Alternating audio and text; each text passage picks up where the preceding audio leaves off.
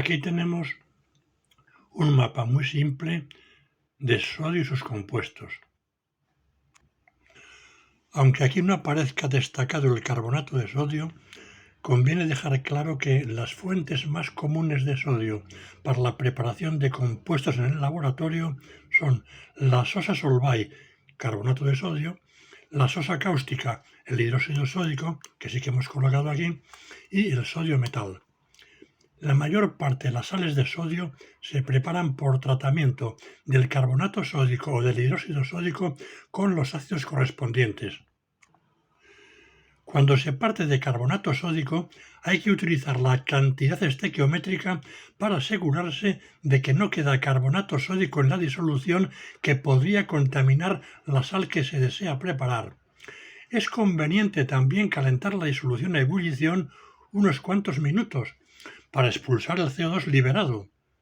Y finalmente, si la sal objeto de preparación va a utilizarse en disolución sin una previa purificación por cristalización, hay que comprobar mediante un ensayo sencillo, por ejemplo, formación de un carbonato insoluble, que no hay carbonato en disolución.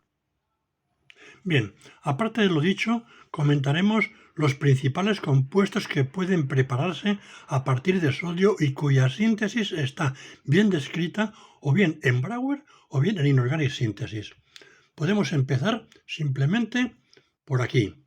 Uno quiere tener sodio en una dispersión muy fina porque, como sabemos, los trozos habitualmente grandes de sodio o hay que hilarlos o bien, en muchos casos, mejor tenerlo en fina dispersión cuando se quiere hacer determinado tipo de reacciones. La dispersión de sodio en aceite mineral está bien descrita en Brouwer.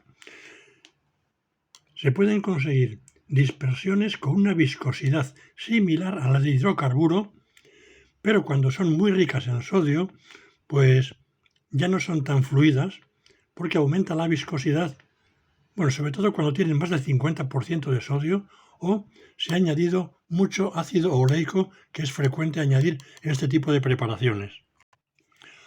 Aunque aquí no lo he recogido, también se halla descrita la preparación en Brouwer. Y no solo eso, sino que en Brouwer se describe la preparación de productos de absorción de sodio sobre sustratos inertes.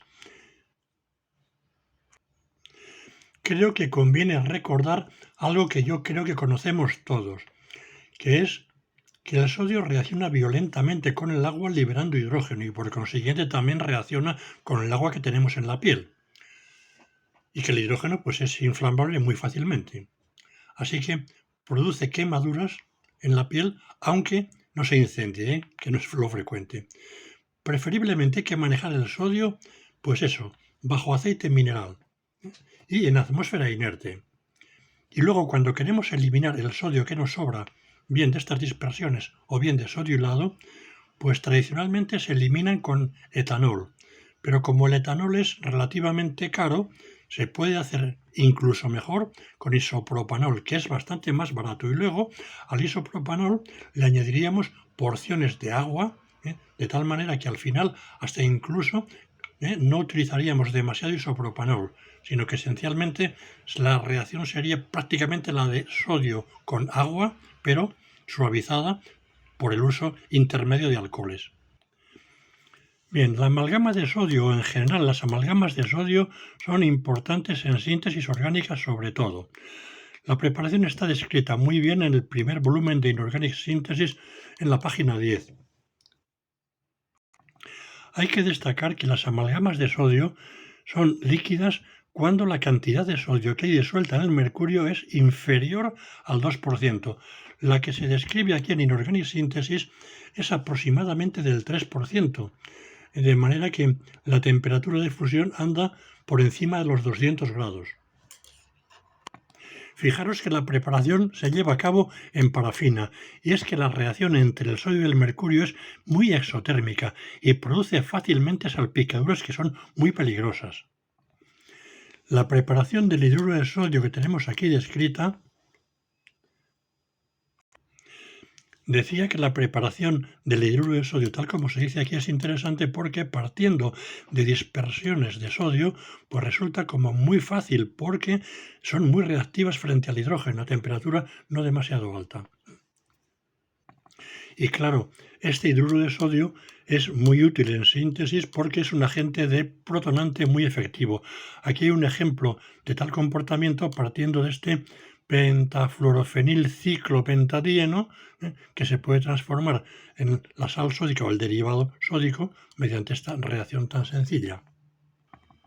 Aquí se muestra la preparación de un fenóxido de sodio y aquí del etóxido de sodio, ambos en disolución. Los alcóxidos, estos son bastante fáciles de preparar. Lo más importante es utilizar un sodio muy puro y utilizar los alcoholes o fenoles también muy puros y exentos de agua. Para tener el sodio muy puro, yo recomiendo personalmente fundir el sodio bajo tolueno, por ejemplo, porque funde, como sabemos, antes de que hierva el tolueno, y tendremos ahí separado un sodio brillante en forma de esferas muy finas que podremos hacer reaccionar luego con los alcoholes y tener una disolución pues prácticamente pura del alcóxido. La preparación de los sulfuros y de los tiolatos, como el que aquí se muestra, es muy sencilla.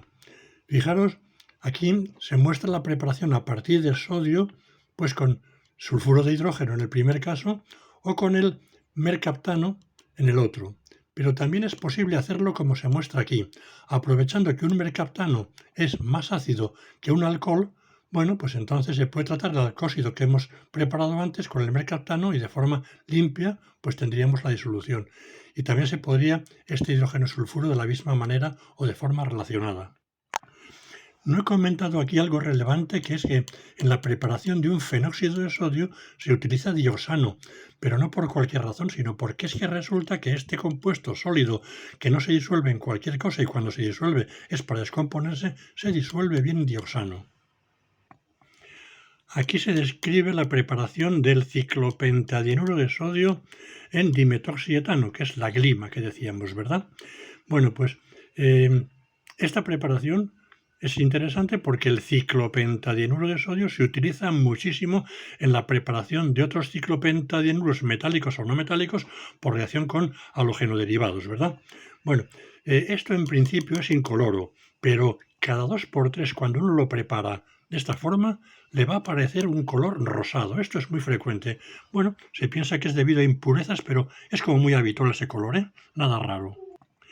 Si fuera necesario, se puede eliminar el dimetoxietano simplemente calentando el compuesto en vacío, lo que pasa que requiere varias horas y una temperatura del orden de 100 grados o algo superior.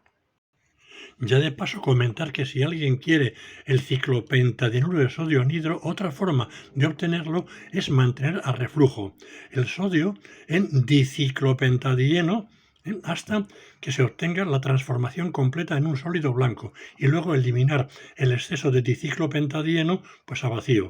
Bueno, parte verdad se habrá transformado en el monómero, pero bueno, eso no es ningún problema.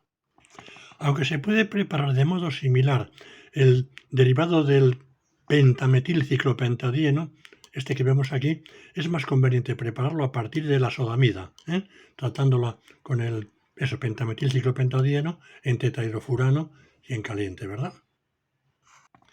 Aquí he señalado la preparación de una disolución de sodio en benzofenona, porque, es sobre todo muy útil esta preparación, pues para mantener anhidros muchísimos éteres.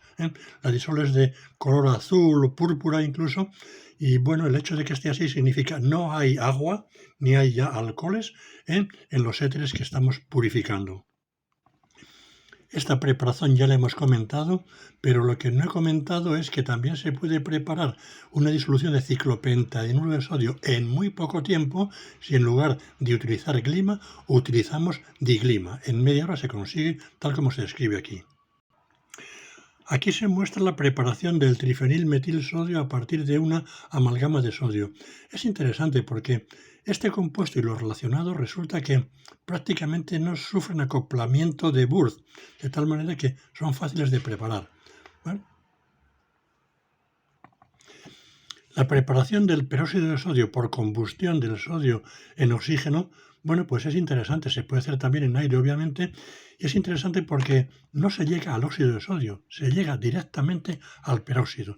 Está bien descrita aquí en Brouwer. También está bien descrita tanto en Brouwer como en Organic Synthesis la preparación del superóxido de sodio a partir del peróxido de sodio, pero requiere, además de calor, pues bueno, bastante presión y oxígeno, ¿eh?